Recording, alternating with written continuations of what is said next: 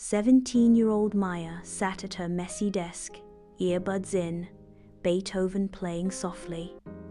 Finals were only a week away, and her mind was a tangle of information and formulas. It went up, but somehow, as the gold rose, everything began to clear up. He could feel that dates, definitions, theories, everything was settling into place like pieces of a puzzle. His mother, at times, he would get excited about the need for music for his studies. But Maya knew better. There was something in the rhythm, the melody. It calmed the noise in his brain and brought focus. His grades. There was sufficient evidence. Since he started listening to classical music while studying, his memory had become as sharp as a knife. But even music was stunned by what happened at lunch. I couldn't help. At the beginning of that day, Maya tried to join a table of girls in her history class. She wasn't close to them, but they had recently worked on a group project and the prez. They laughed together at the time of placement. When she stepped forward with the tray, the laughter stopped. "Sorry, this seat is occupied," one of them said. The others just stared or looked away. No one moved. No one gave way. No. Maya muttered something and turned, her cheeks burning. It felt like someone had punched her. A knot formed in her stomach, not from shame, from pain. A sharp, invisible kind. She had once fallen that rejection. Pain activates the same parts of the brain as physical pain. Now she understood how true this was.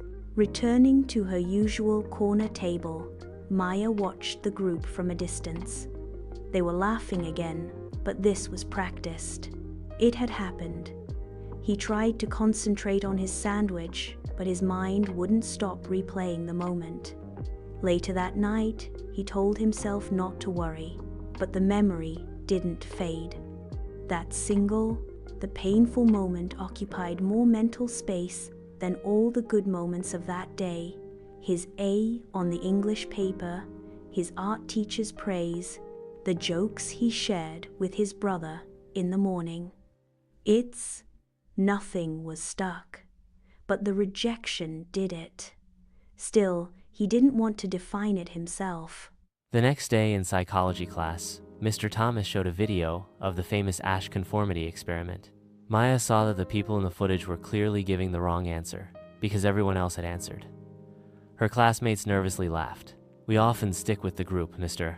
Thomas said, "even though we know that it wrong because fitting is safer than standing separately." Maya again thought of the lunch table. Perhaps those girls weren't cruel.